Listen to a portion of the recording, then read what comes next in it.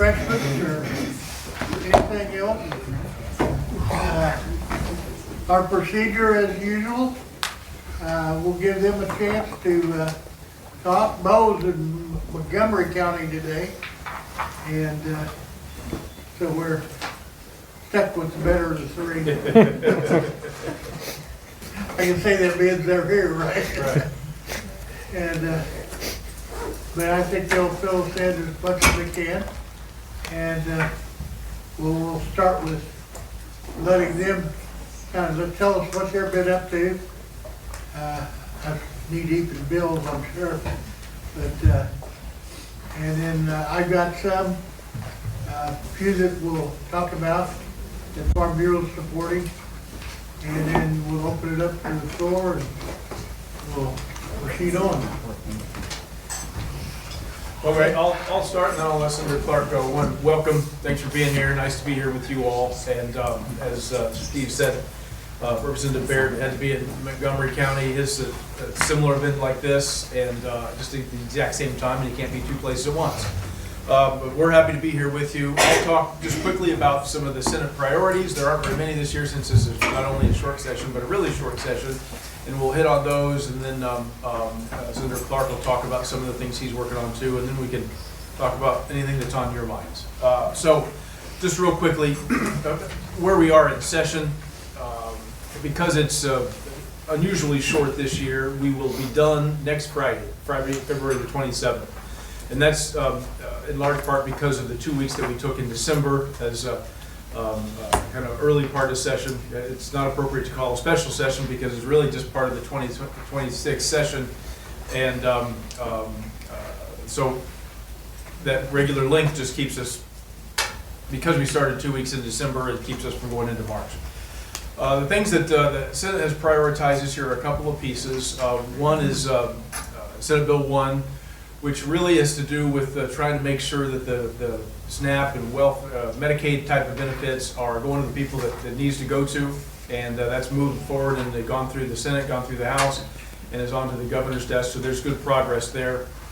Primarily the goal there is to make sure that those benefits are reaching the people that need them, and the people that don't need them because they have income that exceeds the required amount or whatever the case aren't getting them. And that's necessary because coming through COVID, when that roof was lifted off of those benefits, the costs skyrocketed. And I'll give you a couple quick examples because we all need to know how important it is. Medicaid is the second largest item in our budget. Education is first. It's about half of our $46 billion budget. Medicaid is second. When I started in the Senate in 2012, it was 12% of the budget.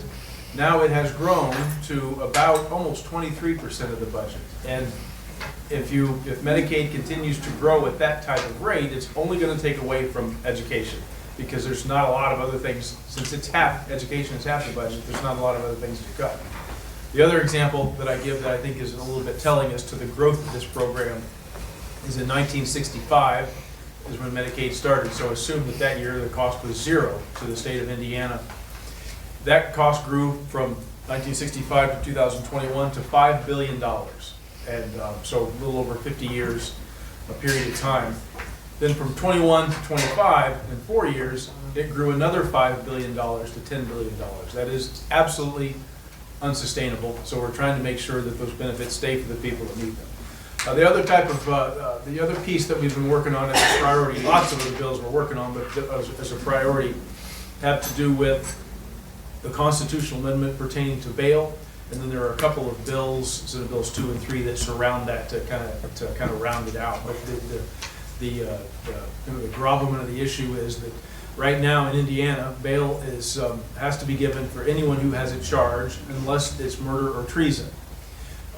Most states in the country have some provisions in their constitution that says that can keep somebody in jail pending trial if they are exceedingly dangerous. We don't have that possibility. So this is what this constitutional amendment does, and basically says that if the evidence is strong and there's clear and convincing evidence that there's no type of pretrial release that could keep the community safe, then a judge could hold that person without bail pending trial.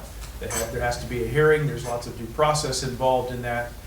We passed this 2 years ago, we passed it again this year, and you have to do that in 2 separately elected general assemblies, and then it goes to the people for a referendum. So it will be on as a referendum in this year's November election for the public to decide. So that's those are a couple of our big priorities. I'll stop there, pass it on to my friend and colleague Senator Clark, and then we can go from there. You have an interesting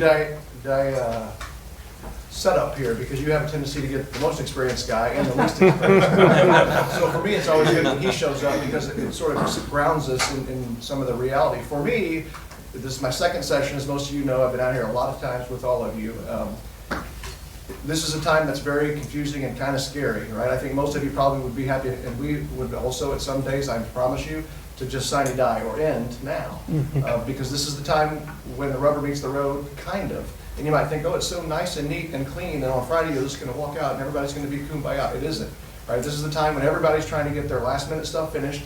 You folks that work down there know what I'm talking about. And that's when it gets a little bit scary, because you go online at noon, for instance, and you see Bill says white coffee. Literally 30 minutes later, an amendment drops that you, if you're not on top of it, you barely get to see. And it's not like we did that 2 weeks ago, some secret big cabal. Oh, here comes the secret amendment.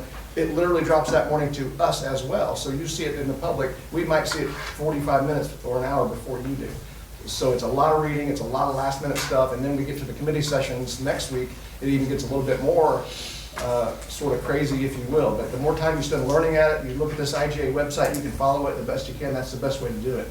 But it is a little bit messy that I'm learning. Now, the constitutional amendment piece sounds scary too.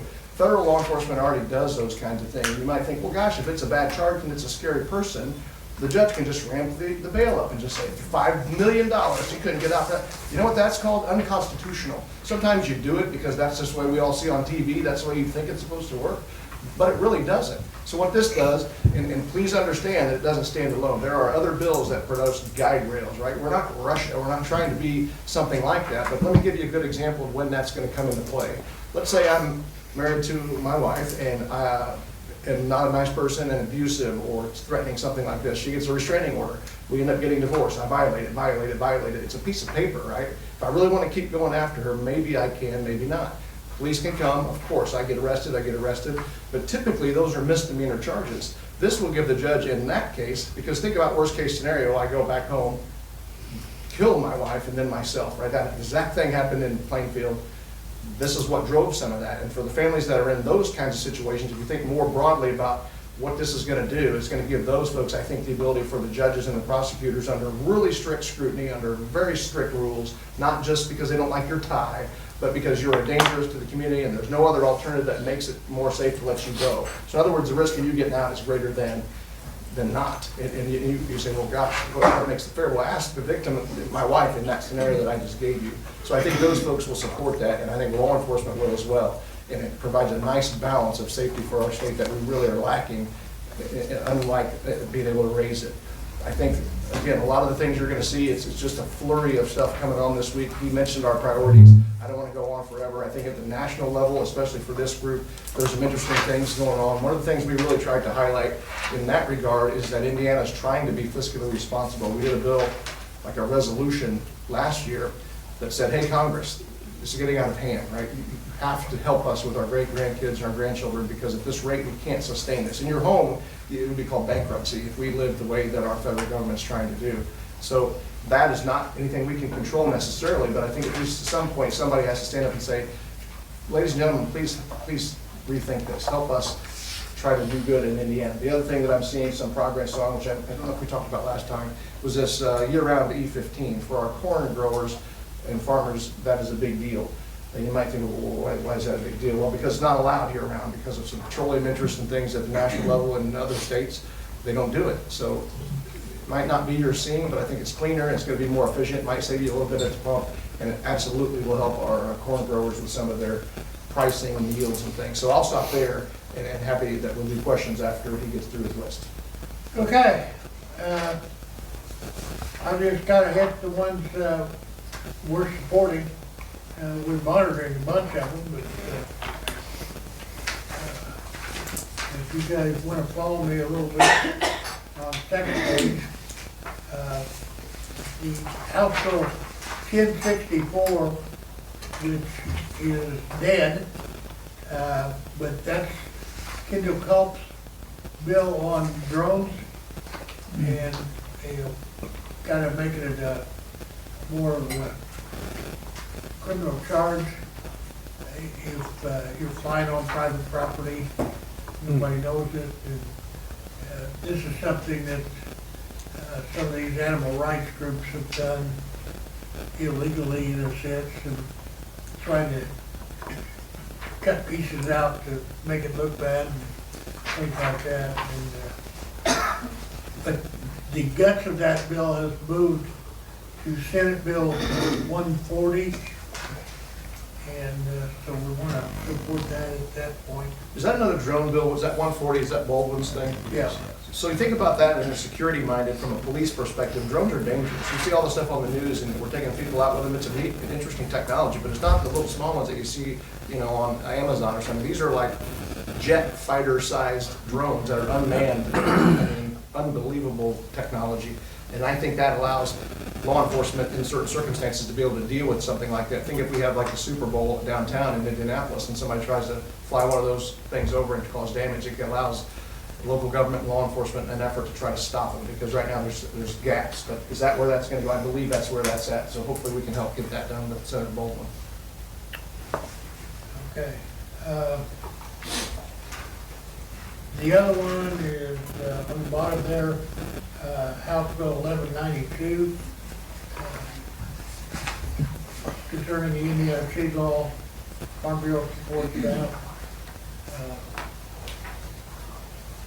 Page 3,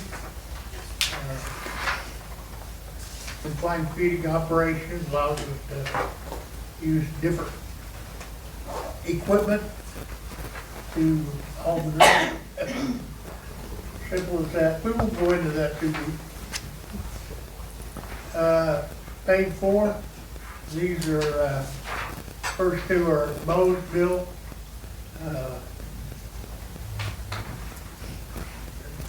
1361 codifies certain requirements and processes for commercial fertilizer, and Farm Bureau supports that. And the other one is the 1398 creates pork and soybean and corn market development program, just to help support, build up the price and things like that. So that's those. That's a corn checkoff. That's Senate Bill 55 that we did in exact language. I think that's going to be good. Right.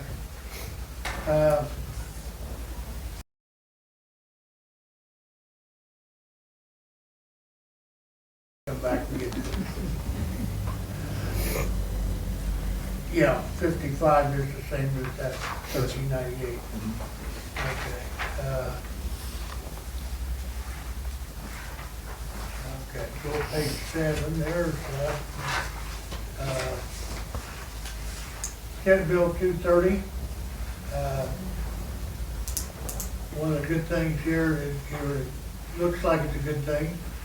Farm Bureau supports it, makes various amendments to the Board of Health, or Board of, Department of Ag, and one of the requirements would be that the Department of Ag would support staff and aid the Indiana FFA. So it would be one good place to be very supportive. And that bill has been signed by the Speaker of the House and the President of the Senate, so it looks like that's pretty well. It's on its way to the governor's desk, yeah.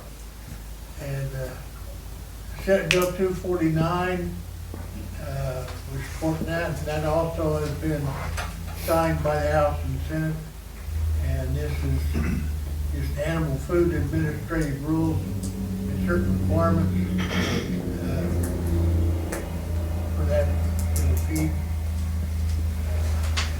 That's what I have there. And then I got one I want to ask Brett.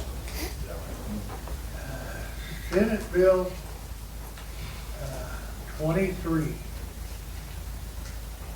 Well, that was one, oh, yeah. Senate Bill 23, which allows Alcohol and Tobacco Commission to issue a permit for the sale of alcohol and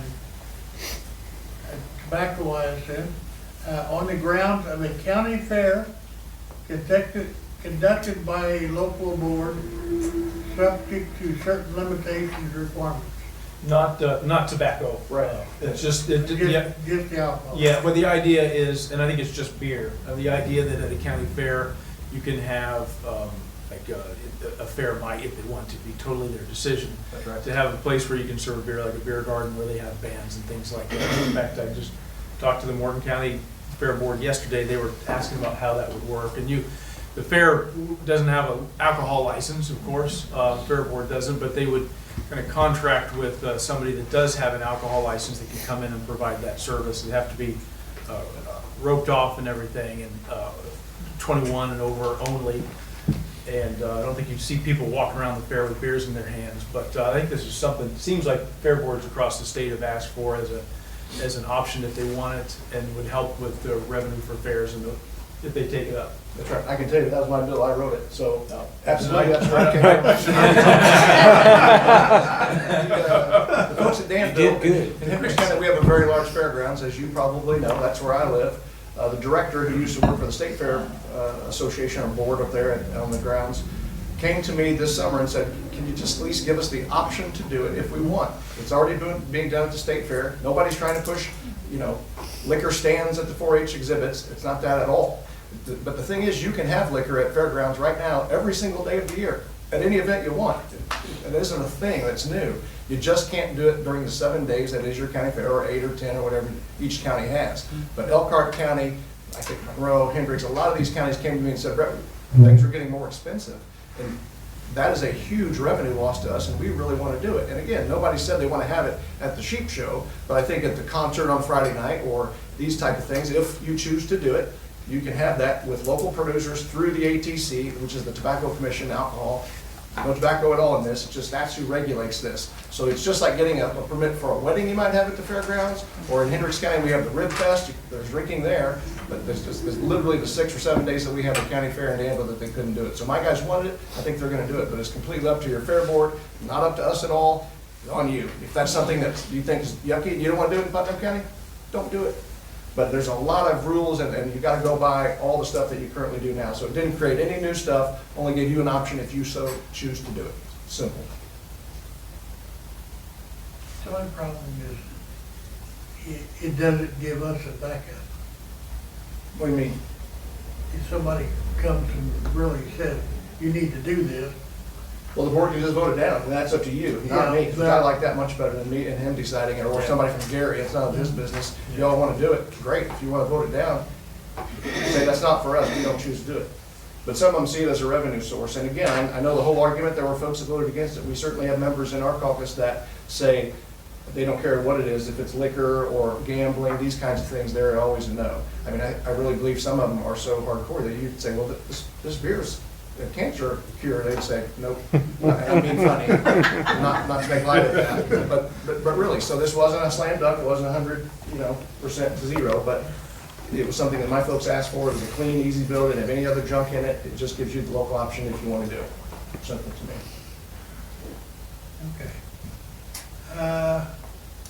I think we're ready for questions from the board. Can I, before we move off ag stuff, can I bring up one thing? There's a bill, a House bill, it's 1003, huge bill, and it's mostly deregulation, getting rid of boards and commissions that have been used in at least 3 or 4 or more years. But one thing that it tried to do was take like the state chemist and the seed commissioner away from this association with Purdue University and put it into the Department of Agriculture. And the Department of Agriculture right now is a department that really is used to promote agriculture in the state of Indiana, and just education, some education in the state of Indiana, but largely to promote the agricultural products. It's not really a regulatory environment. So these organizations coming into the Department of Agriculture would be kind of a switch to into a more regulatory scheme for the Department of Ag. We didn't do that, we ended up taking that out in the Senate to keep that up at Purdue. We think it's working actually fairly well. We did finally put in some language, though, that will put together a task force to take a look at the Department of Agriculture and see what do we need it to be for the next 20 to 40 years. Does there need to be some regulatory scheme in there, or is it just, do we need it to focus on the promotion of our agricultural products? So we're gonna put some thought into what that looks like in the future, but for now, those things are staying with Purdue University. Have they developed, the Department of Ag, a website yet? I don't even know, I haven't I mean, gone on to last check. year, that was the bill that passed, as far as I know, It did. and that they would do that and be a source of information.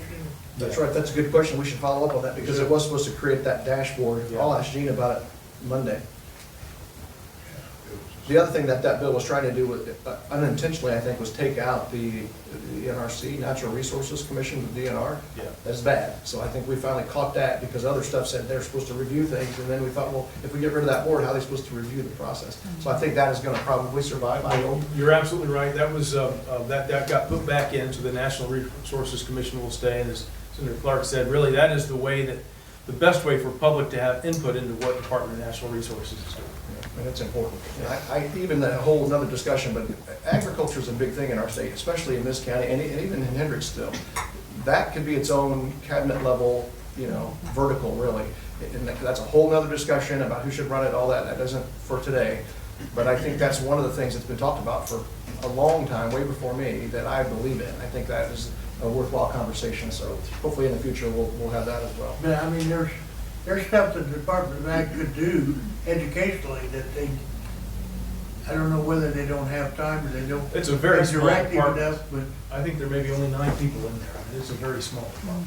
but we had them in a booth at one of the things I went to, and they didn't have the book that tells us, like, this county's #1 in hogs or whatever, or beef, and how much every county produces. And that's good educational information. And, but they didn't even know where to get it Is that right? at one time, and it's something that they ought to be doing, Sure. extensively. Sure. But, okay, all right, I know we have a lot of education people here we want to get started with. We have a superintendent. Yep. Just a couple of real quick things. Thank you, Steve. The House Bill 1098, since the last time we talked, it looks like there's improvement in that to allow school corporations to sign an agreement with the employer on the liability insurance for our kids going in to the workplace. I think that'll give us, I don't know the details of what the agreement would look like, but it seems like there's more flexibility than all of it being put on the school, which I think it was initially, so that's appreciated. I'm glad to hear you think that's moving in a good direction. Yeah. That's been a really important piece for us, as you well know. We've discussed it, but, the idea that we're gonna be moving to, we are moving now, especially next fall, to a opportunity where more kids can get out of the class and into apprenticeships, and get some, real work experience. That's helpful in a lot of ways, but one of the challenges is getting people that are under 18 into those workplaces and have them covered by insurance. So I think we've maybe cracked that nut, and it's not all just make the schools carry that insurance. It's kind of it puts it on the shoulders of the employer as well, and I think it's going to work. Yeah, I think it was turning out to be one of the most difficult parts of getting a kid in a factory working someplace, so I think that's going to help. We'll see how it goes. One of the other challenges with that, if I could jump in real quick, was the fact that there was a reporting requirement. If you hired, I think 1 to 5, you had no reporting requirement with the state, and if you had 6 or more, you had to do it. So what was happening is employers were seeing that and saying, well, I'd love to help you get more kids in, but I'm not doing that. It's a pain in my behind. It serves no purpose. I think, well, gosh, shouldn't the state know who's in these programs? Well, yes, but you're already doing that through your tax reporting and any other kind of, application process. So this list, I think, just existed to be a list So that is gonna be taken out. It's not gonna reduce any kind of safety or any kind of reporting. No child loss. Everyone's gonna know with the underage kids working in your businesses, but it gets one more barrier out of your way and the school's ways to be able to get more kids into these programs, since that's what we're asking of you all to do. So I think that's gonna be another thing, hopefully, that Senator Rogers was able to get done for us to help you guys make that a little bit easier as we transition into some of that. You know, I think it also, the thing that we talked about last time is it gives us the flexibility to work an agreement out for the individual employer, because every employer that we go to is gonna have a little different set of circumstances, safety concerns and things like And that. from a So, personal perspective, I love it because my son was the same way. Kid, 2 hours a day at Danville would go over to Hendricks Power. Then he got a summer job. He said, "Dad, you think I should take it?" I said, "This is an interview, son." "Yes." Now he's a journeyman, Right. 5-year lineman and doing great over at Hendricks Power, so. it's gonna be a good thing. Good program, In the House Bill 1102 and the ABA thing, they're obviously for public ed, that's where the ABA Center employees are allowed to come into public schools and work, things like that. There's obviously, I would say, still some concern on that from a public school perspective. I think the thing that would be helpful is just continued information, guardrails for the responsibility of the school versus the ABA therapists when they come in. Yeah, that's a really important one. Both entities are important. I think they both provide good service, but that new relationship's a little concerning on where does one stop and the other begin and that kind of No, thing. absolutely right. In fact, it's not really moving right now, for that reason. I was And gonna ask about that. yeah, it's not, and for Can't for pull it folks up. in the room, it's just, so, for behavioral therapy, so some kids that have real challenges, but you try and get them into school, and this Bill 1102 would allow their behavioral therapists to kind of come into school with them and help them get started, which is a pretty good idea, very laudable idea. The problem that can happen is that these behavioral therapists are paid by Medicaid when the child is at home. If they come into the school, and in particular, if they get into an IEP, then all of a sudden, Medicaid's not paying for it anymore. It's 100% on the school, 100% responsibility on the school, and that's a massive cost. Right now, if they're on Medicaid, the federal government's paying 2/3 of it, and the state pays 1/3 of it. This would put 100% of it onto the schools, which this superintendent does not want. No superintendents, because you can't, I mean, it might be hundreds of thousands of dollars in a year for a student. And so, we don't want that to happen, so we're making sure that it's crafted right. We're probably not gonna get that bill done this year because of that concern. Okay, I didn't realize, so that's a good thing. I think look into a little bit more than that. The only other thing I had, this has nothing to do with education, but Senate Bill 27 with the stadium authority, I didn't know we were doing that until just a couple of days ago. That's a big one. I think that's pretty cool. I'm not a Bears fan, but we have one back here. But I'm a Steelers fan, so I'm not a Colts fan either. But I think it would be cool to have an opportunity to be able to set that precedent. You know, I'll tell you what, that's Senate Bill 27, you're exactly right. That is a really exciting thing. It doesn't matter a lot to our districts because it's gonna be up in Hammond. I mean, the Chicago Bears have now released the city that we're looking at. It would probably land in Hammond. And whether we get it or not, I don't know. We're probably gonna find out in the next week. But a couple of things. It's an effort or an opportunity for us to highlight the difference between Illinois and Indiana. I mean, the Bears have been wildly frustrated trying to deal with the city of Chicago and the state of Illinois. And if you take anything out of it, and if you just look at the tax benefit to the Chicago Bears, if they're in Hammond, Indiana, as opposed to Chicago, Illinois, it's $200 million less expensive a year to be in Indiana because of our tax and regulatory environment. So that is a fantastic story to tell. That's why we've seen, in 2024, $39 billion of capital investment flow to the state of Indiana, because we have a good regulatory environment and a very competitive tax structure. And we think we're a heck of a lot easier to work with than the city of Chicago. So we don't know what's going to happen, but just this last week, this Illinois and Chicago canceled a meeting that the Bears were supposed to sit down with them on, and so we're fairly optimistic. Yeah. It'd be a great transformational thing for Northwest Indiana. I'm a huge economic driver for it, but it really is a big deal, and I think it will outweigh any costs that go into it. And I believe there's some kind of adjustment with some toll road stuff and those kind of contracts that would kind of offset a lot of that. So I know folks have maybe even some heartburn thinking back to like the Hoosier Dome and the donut counties and whatnot, but I think because of all that experience, at least from my limited involvement in that, it looks like we would have a better perspective than they did before, because we've learned lessons by doing some of this, right? From an educational standpoint, anytime there's more revenue coming into the state, it can't be a bad thing. Cannot be a bad If thing. it works out really well, we're gonna try to go to Tennessee and get the Titans in Evans. I haven't told them that yet, but that's my next year's, no, I'm kidding. Thank you, Tom. All right, anybody else with Lily or Ivy Tech? Ivy Tech? Yeah, thank you. Agree, 1098 is one of the ones that we're watching. It really allows opportunities for our students with the Modern Youth Apprenticeship Program to be able to have opportunities in high school and to get that work-based learning and being able to feed seamlessly into a pathway that leads them to that high-value job. So that's one of the bills that we're also looking at. Most importantly, Senate Bill 254, which I talked to you about earlier, is the Ivy Tech bill.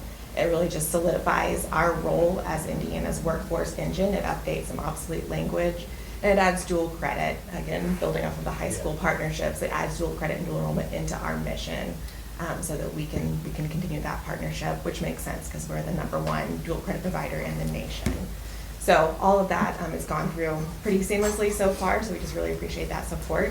It's an easy win for this session, so I just want to thank you both for that. Yeah, good, thanks. Yeah. Anyone else? Education? Yep. 1004, I've talked to Mr. Clark about this one. It takes out the number of hours for teacher contracts. That should be a local decision. So right now, we have a certain time period that we work. It says in our contract, if that is taken out, then we are going to be told, you know, there's a meeting right now, you have to go, that kind of thing. So taking that out of teacher contracts, that should be a local thing, not a state decision. I can't look that up. Do you know where that ended up with education? We haven't done 1004 yet, have we? It's out of the, it just passed out of Senate appropriations. Yeah, You know, it's going always- to- it passed out of education, out of appropriations, it'll be on second Sunday. Monday, yeah. So see if you can, I don't know, I don't know if there's any possibility of getting that, Well, second, it's an opportunity to amend it on the floor, so there are Right. a possibility for changes. There you go. Okay, thanks. I'm wanting. And the other one Okay. is 1423, had to do with IPS schools. It has the ability to not have an elected school board for that, and local control is gone. And we need that local control, so the mayor should not be able to decide who is on that school board. It should be an elected school board, so that the community themselves can decide. Which is interesting, because you live in Greencastle, don't you? Right, if we have an And you have an appointed board. I appointed school know, board, it's which is, interesting. I didn't even know that was a thing until I Right, got this very job. interesting, Some so of you yeah. have told me So, about but that. if we're doing that to IPS, which is, thousands of kids, and the mayor's deciding who's on that school board, that you've lost local control. And so that needs to be put back in. But in Greencastle, there are different people selecting those board members, appointing them. And then I'm this not one- saying that it This one would should be the that. mayor deciding, and that's Right, very there was only biased, one obviously. person that would be Yeah, deciding. Right, and so IPS, I mean, they need help on things, but I'm not thinking that letting a mayor decide how that runs, the school runs, is the best option. Okay, anybody else? All right. Andy? Yes, sir. I got a question for those two, but they can kind of fill me in on how it's going with the bill with the trustees, because everybody's invited. March the 10th, at 6 p.m. at the courthouse, we're gonna have a meeting with all the county trustees. I've gotten a hold of every one of them, and they're all gonna be there, so we're just trying to get ahead of the game a little bit. So how it's gonna land, I don't know exactly, but maybe by that we'll know. Then I invite one of you to come if you could. What was the date again, please, March? March the 10th at 6 p.m. at the courthouse. Yeah. And also, Yeah, whatever you. another thing I wanted to bring up, which you guys have been in the meetings with us on the stone tax, I wish we could have got that in this year, because we're gonna lose a lot of money to these data centers being built, with all the stone that's getting hauled out of Putnam County to the data center. We will get that in next year. I feel very, very comfortable. It's hard to do it in the Right, budget year. exactly. And the other thing, Bo and I have been talking this week, well, we've all had that discussion, and I think it's going better now with the tipping fee with the hazardous landfill at Roachdale. I don't know if Bo's touched base with you guys this week on it, but. Do you have a bill number on it? Huh? Do you know the bill number on that one? No, I don't. You need to talk to Bo, I think, about it, and we talked, and two, he's dug a little deeper, and he found out, I don't know the proper way to go about it, but I got our county attorney working on stuff like that. We found out that Putnam County can add their own tipping fee directly to the landfill. And if that's the case, the way I understand the way the law is written, that money can be put into the county general fund. So that would help out on that. But the other part that we receive back from the state's gotta stay in our hazardous waste fund.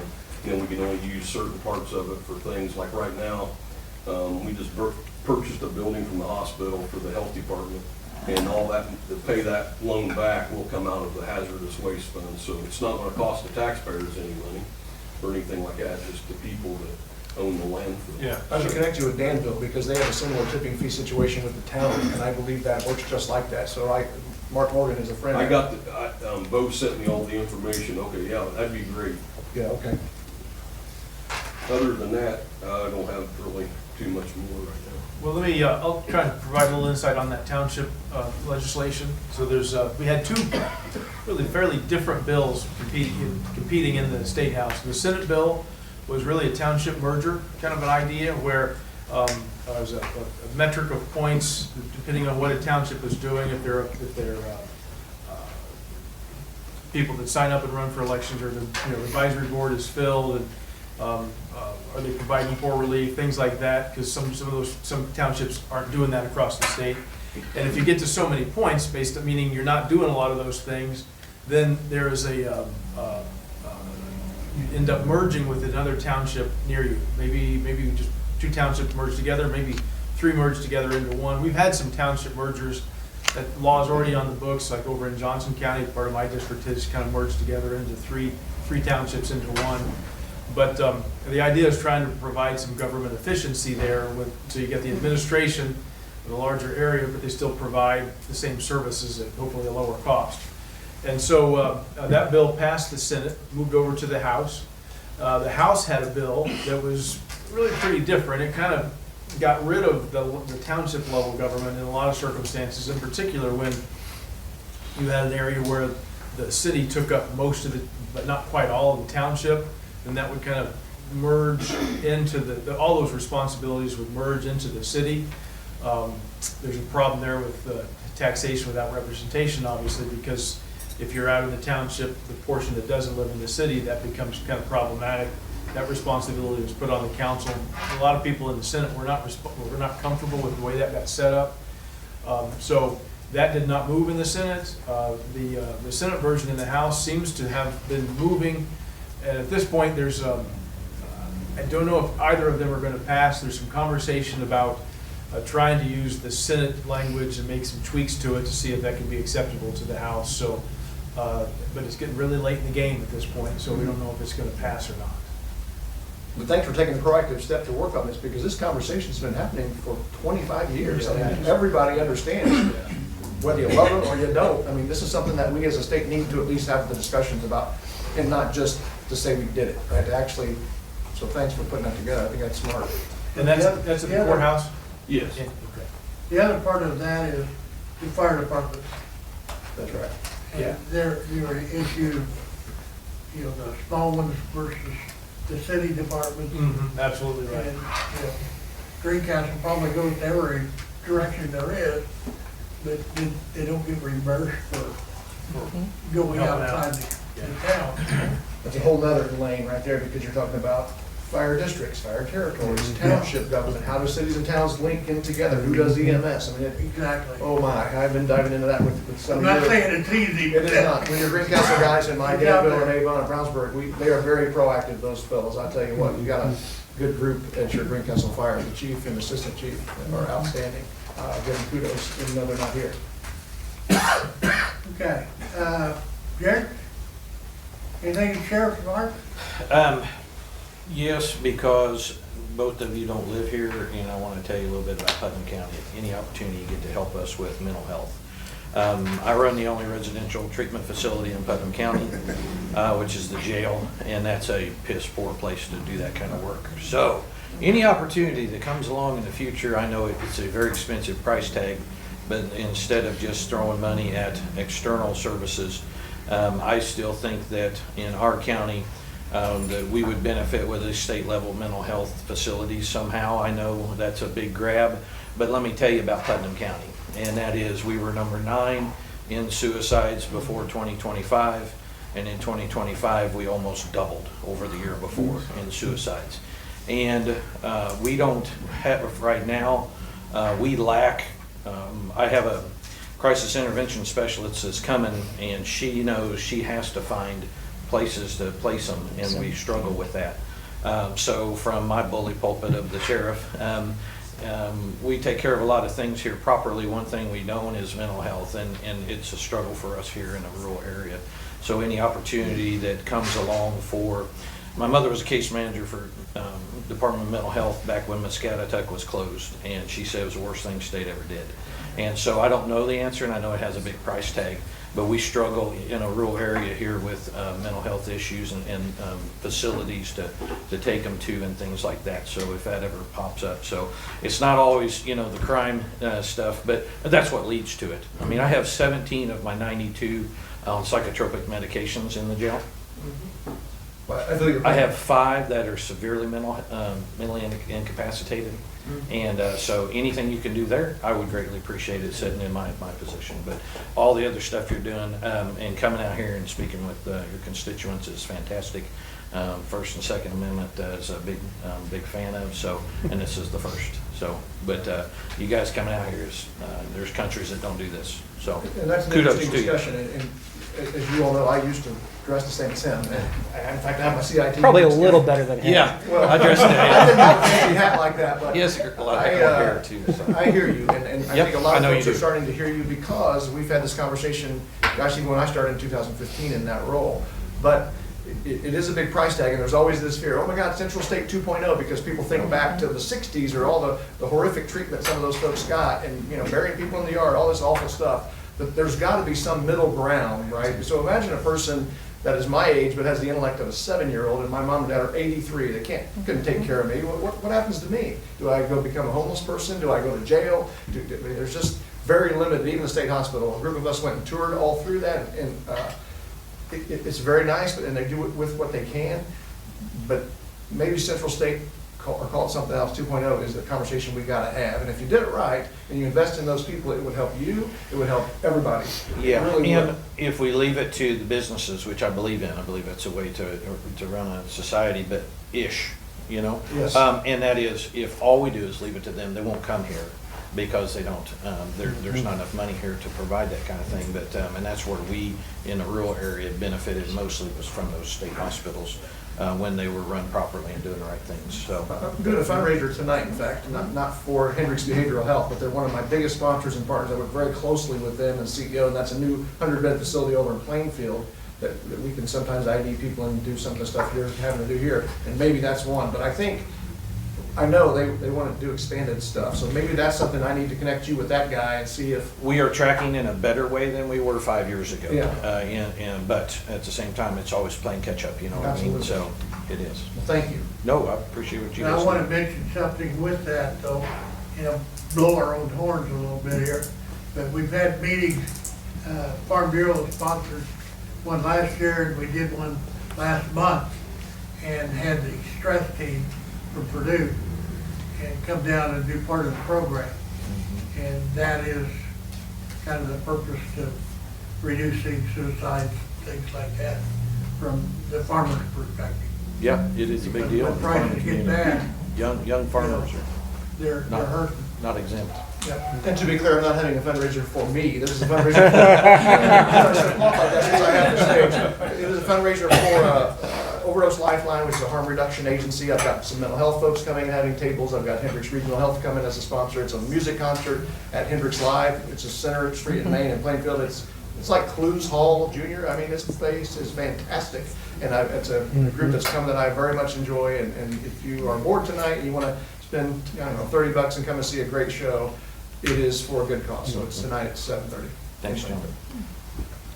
All right, go ahead. I have some concerns about Senate Bill 76, which is the immigration bill. And the thing I was actually going to have prepared to ask was about these 287G agreements with law enforcement and whether SB 76, the way it's written, is going to open the way for the Attorney General to put more than just pressure on local law enforcement. And as of beginning of February, there are only 4 counties and 9 very small municipalities.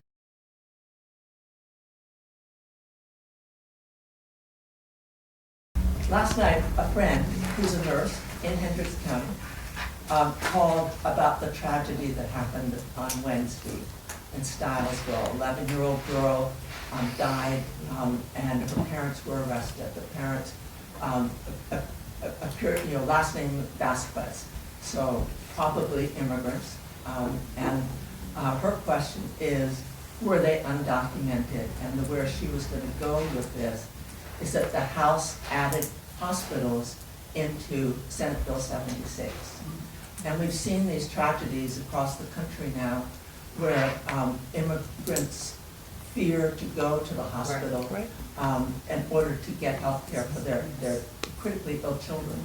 You know, a case recent, I think it was in, I can't remember, the Pacific Northwest, where the parents had a child with a nosebleed that wouldn't stop after hours, and so they took her to the hospital.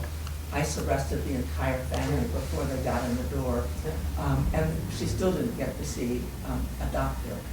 And so I don't know what happened last Wednesday, but if it was a case of an undocumented family not seeking health care for their children, isn't that death kind of on us? And can you take hospitals please out? It's not the only thing the House did to the bill. And schools. And take schools out. Yeah, and, it's not the only, the House added in hospitals, and they added in fairly draconian penalties for, any schools, hospitals, any other, for not assisting ICE. And I worry that we're gonna have people dying because the House added in hospitals into that bill. Well, I can tell you about that case because I do know about it, and I hope those people die in prison because I don't know, even never heard their last name. That's your friend just brought that in the conversation because law enforcement didn't. They were starving that kid, and that was a horrific abuse case, horrific. And I hope they rot in hell. It was awful. And what I, they did to as I her. said, I didn't know, I have no idea what the particulars were on that case, but I do know that undocumented families are afraid to go to hospitals now. And regardless of this particular incident, that the deaths that will occur because of it will be kind of on us. Fair point. Yeah, fair point. That bill is, obviously came out of the Senate without that in there. Yeah. It's come back over to the Senate, we're considering it now. Yeah, I hope you go to a conference committee on it. Okay, thank you. It was a tough discussion, so thanks. It sure is. I have a quick question. How many people have been detained by ICE in 2025 in the state of Indiana? Any idea? No, I have no idea. It'd be really interesting to know what percentage of those people had been committing actual crimes. So who are we going after? Do we have a quota we have to meet? None that I'm aware of. No, I don't think so. I'd like to kind of follow up on that. Having served as mayor, it was a regular occasion that I would get sued just because of the position. And I'm a little worried about this Senate Bill 76 and what it means to schools, hospitals, sheriff departments, local units.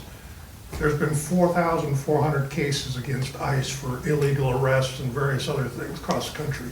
Well, if the sheriff is participating in an arrest, he's also going to get sued, and that's going to cost our local governments more money defending our sheriff. Even if it gets thrown out, the city attorney and the county attorney still has to deal with it when they could be doing other things to benefit our citizens. So it's one thing to work with a legitimate law enforcement agency.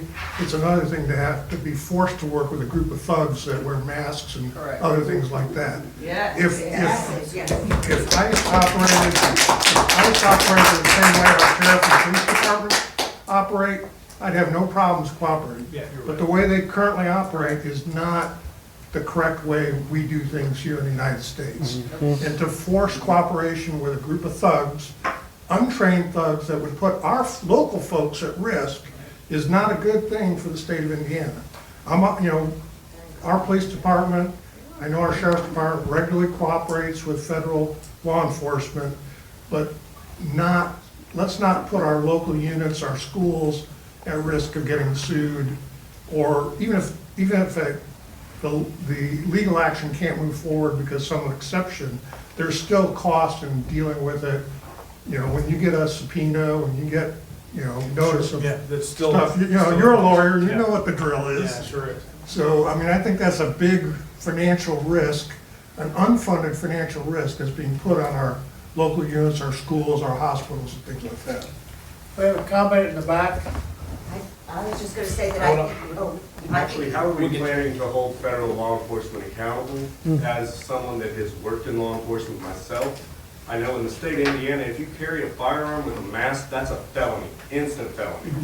All right, so how are our state and local agencies going to deal with things such as if we have a level of incitement from a federal officer, like we did with Alex Peretti or Renee Good? Every law enforcement officer knows that you are not to cross in front of the vehicle during any time. He put himself at risk, and then they ushered him away from the scene. There was no accountability, and there's still not been accountability. And then with Alex Peretti, a man that was literally executed in our streets, and there are multiple angles of that video that none of those federal agents could be held accountable for his execution. He was disarmed and then executed in the street. How are we going to hold these people accountable? As Mr. Murray said, how are we continuing to let these thugs run in our street without accountability? Thank you.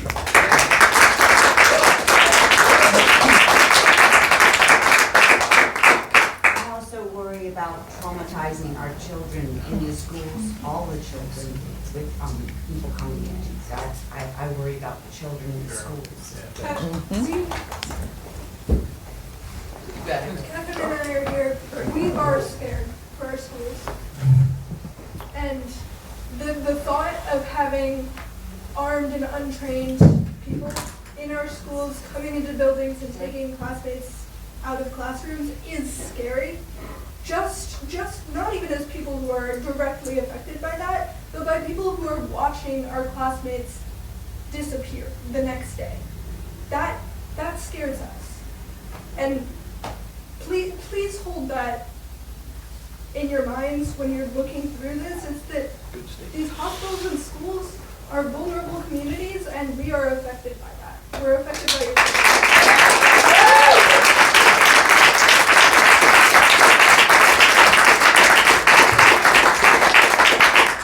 I'll give her credit because the whole group of her classmates did come up and speak with me for about 20 minutes the other day, right in the Senate chamber. So good for you. Thanks for taking the time to come. So I want to correct a little bit. There is no felony for wearing a mask anywhere in Indiana at all. While carrying a firearm, there is. It's a level 6, unless they amended it. I don't believe that. I've never heard of Check it. the IC code, sir. Okay, I was on the mask bill, it's 160, and what that does is an aggravator for a crime. If you commit a crime while wearing a mask with the intent to hide your identity, it becomes a crime. But for years it's not. You could rob a bank with a mask like we all saw in the movies, even in the 70s, and that is not a crime. It is going to be, but it was not until this bill at Senator Why are they Deere. allowed to wear a mask? I mean, that's so frightening to people. Why are they allowed to wear a mask? Yeah, I don't know. Those are policies in the federal government, not really. For God's sake. Yeah. Yeah, they're flawed policies in the federal government. It's not our law. It's not our law. It's bad. But they're in our state, so we can do something about that while they are in our state as guests. They're in Indian Kokomo. How are hospital administrators and school administrators supposed to tell the difference between a masked ICE agent, supposedly, and a thug walking onto the school property? There were two mass shootings. How do they tell the difference? I think anytime like that, they probably, well, they would have identification clearly marked stuff, they'd make free. They don't. You can buy a kit on Amazon. We're not here to defend all that or Yeah, argue that we're point. not, We have, we don't have control over that, we're not here to defend that. I mean, Yeah. that could be done much, much better than. for sure. Okay, so a school principal is a masked person is walking onto a school property, and the school principal locks down the school because they think it's a mass shooter, and the school principal is now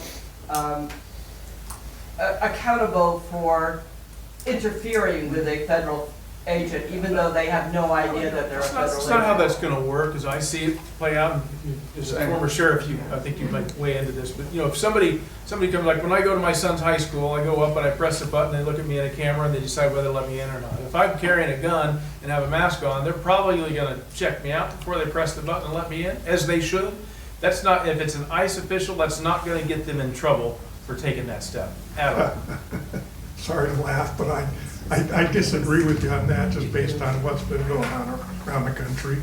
I mean, if ICE were operating as a legitimate law enforcement agency, you would be correct. They have to do better. Yeah, they have to do better. You know, what we all watched in Minnesota was absolutely horrific and untenable. Right. And they're poorly trained and they're poorly led. So how is Indiana going to make them do better? What are you guys doing to force them to do better here? It's a difficult thing for us to do. Well, and if there's this agreement, right, SB 76, Yeah. what does that mean if, you know, we're basically asking and encouraging this higher levels of coordination without necessarily holding them to account for behavior that we're seeing nationally, not just in Minneapolis, but we're seeing it in LA, Portland, Chicago, right? Charleston, Maine, this is happening all over the place. So if we're going to, as a state, proactively say, yeah, we want to actually go to another level, a higher level of cooperation, we're tacitly really just saying, yeah, you go, everything you're doing is good. Good with us, yeah. So how are we really holding them to account? And what are the ways in which you, as state legislatures, can, you know, call into question things like masking while people are, you know, are doing these federal operations in our state? What are the ways in which you, and I don't know, you know, what ways can you maybe shape or hold to account or provide guardrails for what is taking place that's scaring lots of people and that a lot of people think is really wrong? Yeah, so I mean, it really, the ball's in your court, I mean, but lots of us are concerned. Appreciate that. Yeah. When you have a bill that says everybody in the state has to cooperate with them. I mean, it has And you're K-12 sitting here in schools. front of us saying they need to do better, so don't make them work with it. Yeah. Take that out. Pull out these exemptions, Take pull that out these. Take that out. Pull out You're those. just- Pull that out of the bill. Anybody? No. Yeah, so on the same point, I mean, appreciate you sitting here and acknowledging that ICE is behaving incorrectly and rightly and legally. So my question is, why do you want to encourage cooperation Exactly. with this illegal, you know, this agency that's not behaving as expected? Like, what is the need for that? Why would you want to encourage this further? Yes. Well, you know, it's, if you assume for the moment, just for the sake of this argument, that ICE is a professional organization that's performing well, bear with me. He's getting to it. It's a rule of law thing. I mean, we don't, the reaction of 76 is to certain cities, some in Indiana, most around the nation, but a couple in Indiana, that decide, you know, we're not gonna be helpful to officials, and that's been going on for a number of years. It's not just this year. And that is inappropriate. We have a rule of law, everybody has to follow that. And if you know of a scenario where there's illegal activity going on, you're supposed to help law enforcement engage in stopping that. And you're supposed to help the federal government engage in stopping that. That's what 76 is about. And the assumption is 99% bad, I don't think it is that. I think that there's mistakes and clearly, you know, flawed some policy there, but I don't think that's 100% of every single thing they do. I mean, they're active in lots of states and counties, and you never hear about it because it isn't a problem. You only see the ones that are horrific because you do. I mean, I don't know that you can lump every single operation they've ever done as horrific and just because you saw the thing in Minnesota, which was awful. But that doesn't mean. It's not just in Minnesota, it's not just talking about, unauthorized immigrants. We're talking about U.S. citizens, Native American people being targeted, and kids being targeted at bus stops. Those kind of things, like, I just don't know what the point is of endorsing this in this current situation. I understand the issue with the rule of law, but in this situation where the federal agents are not behaving legally, why you want to encourage and endorse it? I just don't get that. I appreciate that perspective, I do. Okay, let's circle back to bills that they have specific control over, that they're gonna vote on. It is a bill. It is. They're gonna vote, But I mean, they're gonna vote on this. some of these things that you're talking about, you need a bill for. 76, Steve, that's the one we're talking about. But you need to go through the channel. Turn that That's fair. I think we've got your sentiment. We got this here. That's clear. Yeah, I don't know that we need to keep going on it for another hour. We understand where you're at. I appreciate it. Is there others that you have concerns about? Bill? Appreciate all your work over the years on economic development. I don't have the exact status, but Senate Bill 264, part of the language, man, I think it may be gone, but was going to require that if incentives were used by the state, that it would require a 25% wage increase. Problem with that is that blanket rule is that it doesn't always work well for counties because sometimes you have some anomalies. And I'll point to Vermilion County a number of years ago. With the big Lilly facility there, their county average wage is very high. And years ago, the economic development director there was trying to bring in some more moderate wage jobs because it had a big employment gap in that area. And the state wouldn't incentivize anything, so things were going across the state line to Danville.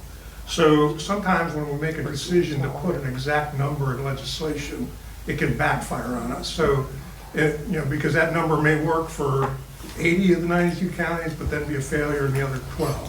What's the number on that again? It was in Senate Bill 264, but I think maybe the language may shift or that percentage. So that bill's an active bill, but it may have moved somewhere. Yeah, it could have moved somewhere. But, Bill, you make a really good point. I mean, sometimes what we do is when you act for the entire state, sometimes we're putting a square peg in a round hole some places, right? And the goal is laudable, is that when we invest in, or when we incentivize investment into our state or into our counties, you want that to bring jobs that are going to be paid higher than the average wage in the county. That's a really good goal, and it should be the case. And in fact, in 2025, the jobs that came into the state were 42% higher than the average wage in Indiana, the average Indiana wage, and even 17% higher than the national wage. So that's a good thing, right? Yeah. But it doesn't always work. Sometimes you have to look at the continuum. I might have a lot of high-paying jobs in my county, but I need some entry-level jobs, and those aren't going to have wages that are going to garner incentives, but that's what my county needs to get people on a good workforce. We ran into that with the seasonal workers. Yeah. That are picking strawberries or whatever. Yeah, sure. That you can't afford them if you set a wage way up here for them. So that's just a cautionary thing of, as we try to put things in legislation, sometimes it can backfire on us. Good point. I'd like to say something about, I want to thank the sheriff for giving us the numbers about the mental health and the problem with it. I know nothing about, first time I heard about the child on Wednesday. But at the same time, when I hear, and I don't want to show disrespect to you, Senator Clark, because I do have respect for you, but when I hear things that are like they should be burned, I'm thinking, but I know nothing about those parents, and they could be suffering from mental health problems, because I just want to say that that is an example, perhaps, of the increase of mental health, that we're just not doing enough for it. So.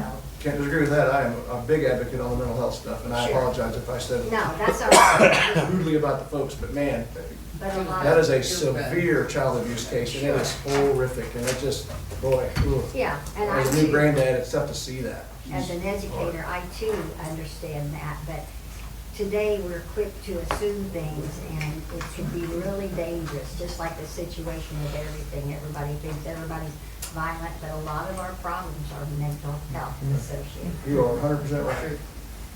Thank you, sir.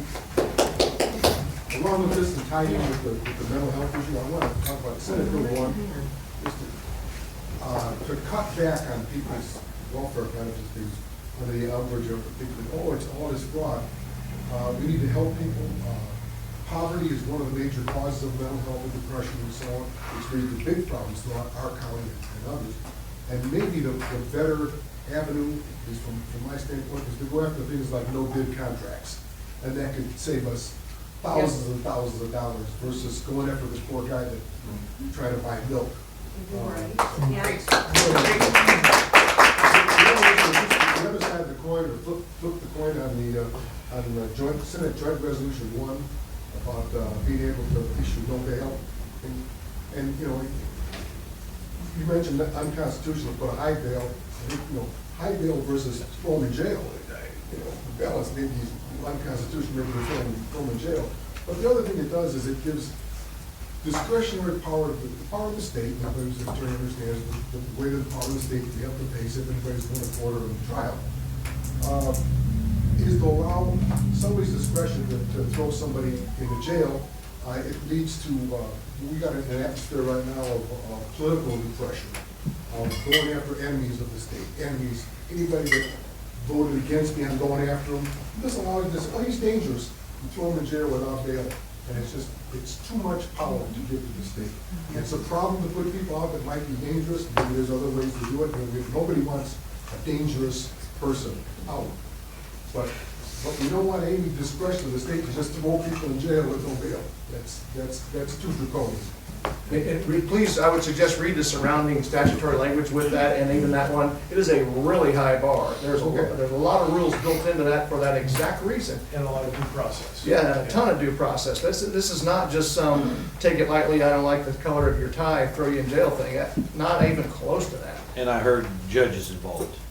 Judges sign off. The required hearing. Absolutely. Yeah, and they're elected. So I think that's the A answer. There's a lot of safeguards in there for those exact things, because you might say, well, I don't like the guy because of his color of his skin, or whatever, or I don't like the guy because he's a gun guy, or whatever, both sides, right? Nobody wants any of that. So I think there's a lot of safeguards, and that's why it rises to the level of a constitutional amendment. Changing the Constitution is hard, and you get to vote on it. Every one of you also gets to vote on it. So if you think it's a big mistake, then vote against it.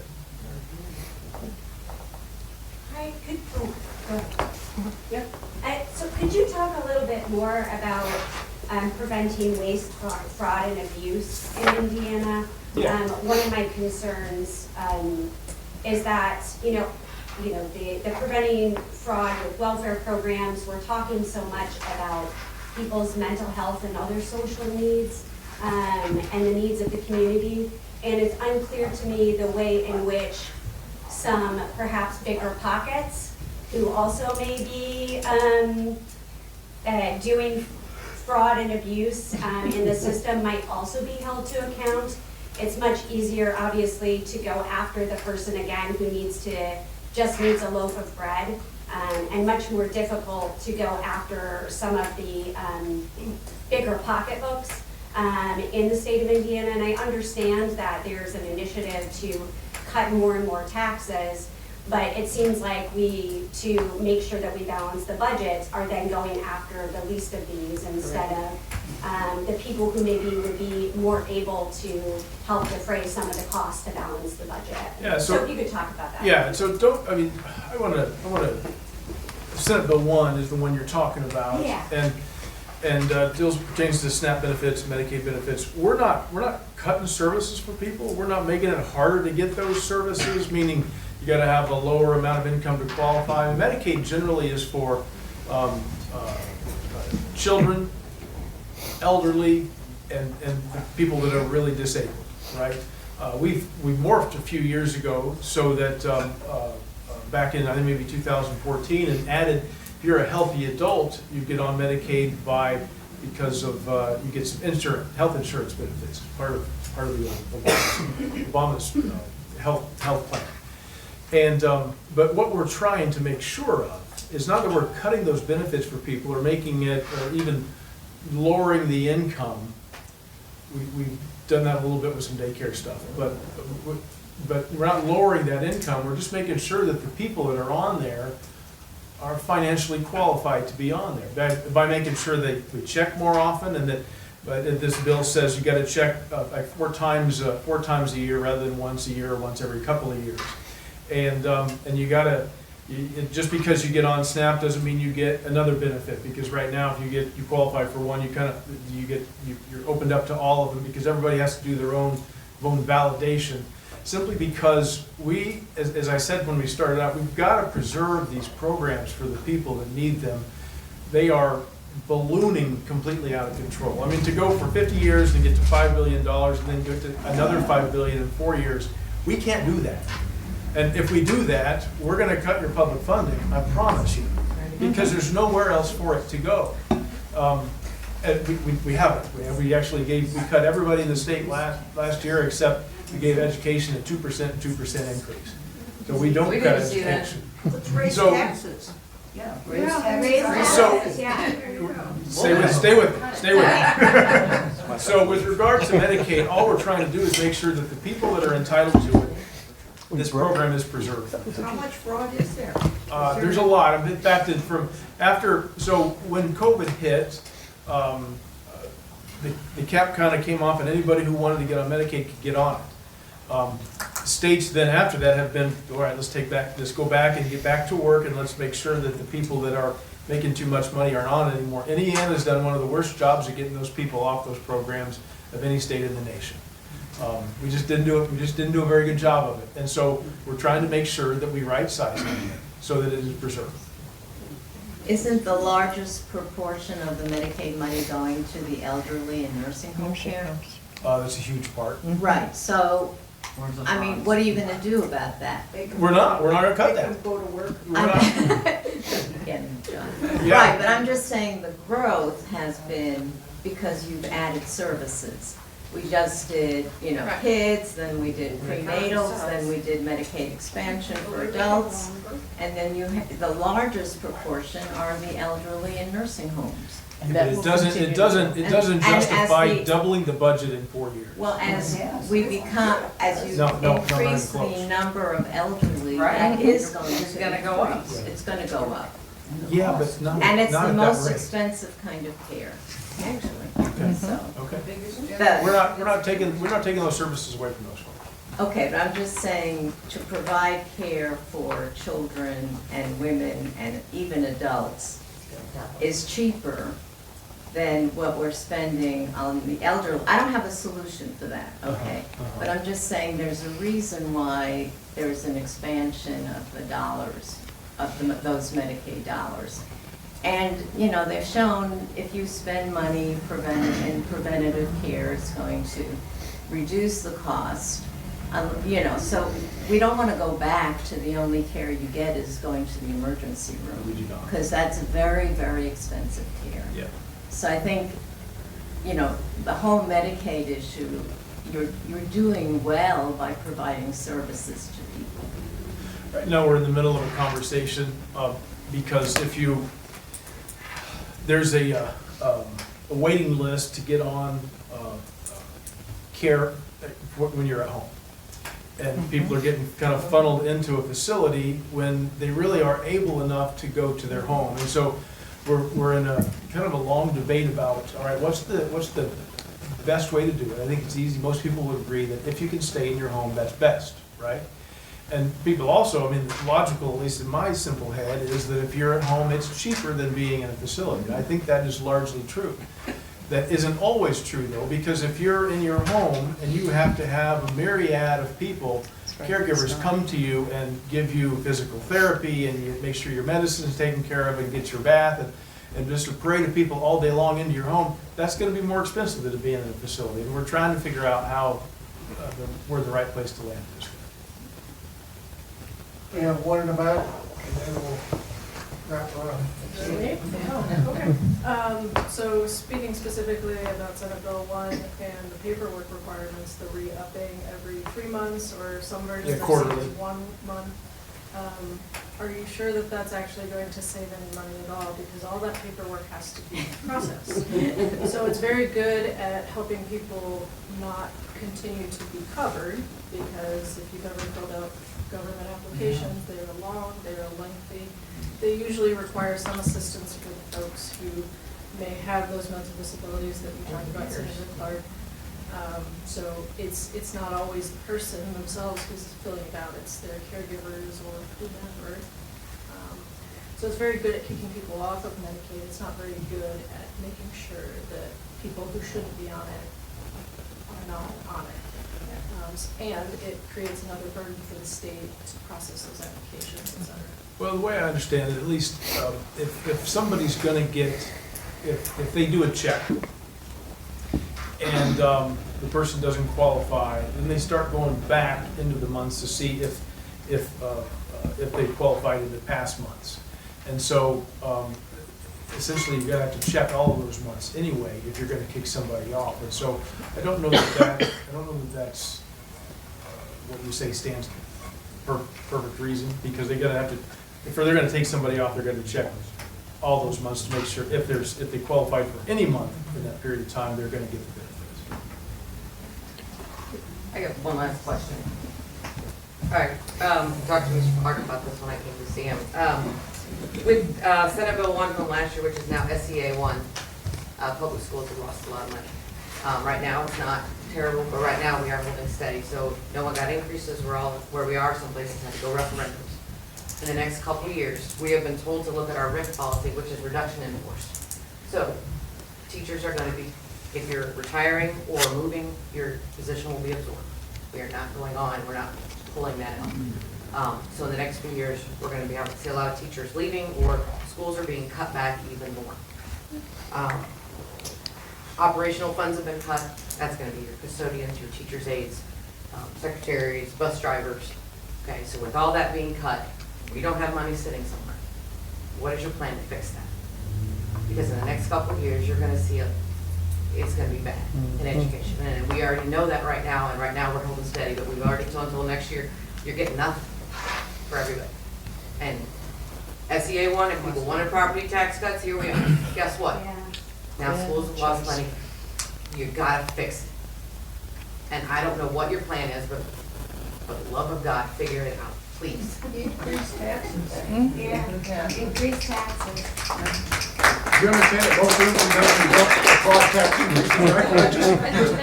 to to be honest. I mean, on the 1%. Right. It's not for this, the 1%. Make the Bears pay a little more.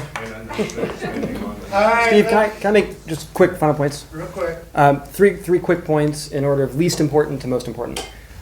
Least important, I didn't even know there was a drone bill going through session until you said that, or you said that. I'm probably the only licensed drone pilot in the room. Yes. I would encourage you, I haven't seen it, I don't know what's in it, I would encourage you to keep in mind people who make a living off drones and law enforcement. Right now, if I need to do a drone footage of Humphreys, very likely I'd have to go over the neighbor's property. If I'm a criminal running through the alley and the sheriff wants to throw their drone up, if they're trespassing on private airspace, which is a super complicated subject, just keep that in mind. Very little importance in the grand scheme of life, but I had It's to a law sit. enforcement geared bill, that one that I was talking about. Okay, So it's and I'll have to from look it that up. Yeah, perspective, and for sure. So I'm please do. super uninformed of it. Senator Bowles. Senator Clark, you attended my child care kickoff summit last year. I released the report this year to report on the economic impact of the lack of child care in Putnam County, specifically the amount of people that could enter the workforce and pay income tax to help us fund the losses from Senate Bill 1, Senate Road Act 1. I'd love to send it to you. I'd love just to make sure you're aware of it. I'll send it to both of you. It's a huge impact to our community and a huge impact to all communities. Lastly, I thanked both of you before the session about standing up against redistricting. I recognize that was a really hard.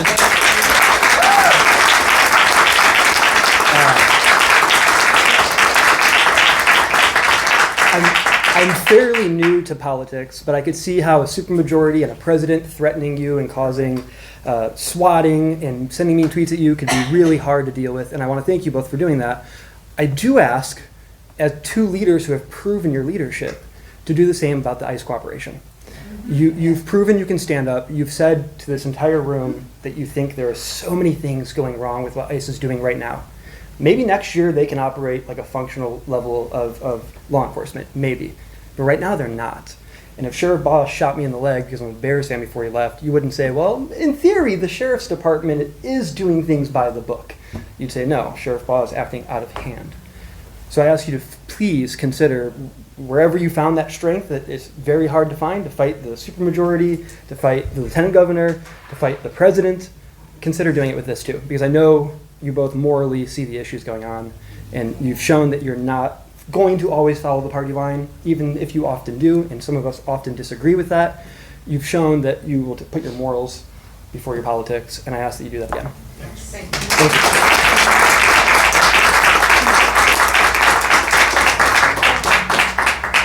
She's been waiting. I also want to add, nobody's mentioned this about ICE, but Trump has alluded, to, wouldn't it be a good idea to put ICE at the election, at the different polling places? Oh my God, I can't imagine what that would do to our, people would be afraid. I personally would not like to be standing there with a person with a gun masked. I mean, that's just terrifying to me. I'm not used to being around guns. They're gonna make you wear a blue shirt or a red shirt. Yeah, pretty soon. That would be really terrifying, and I hope that we would address that if it ever comes up as an issue. All right, Still just alluded. Let's give these guys a hand.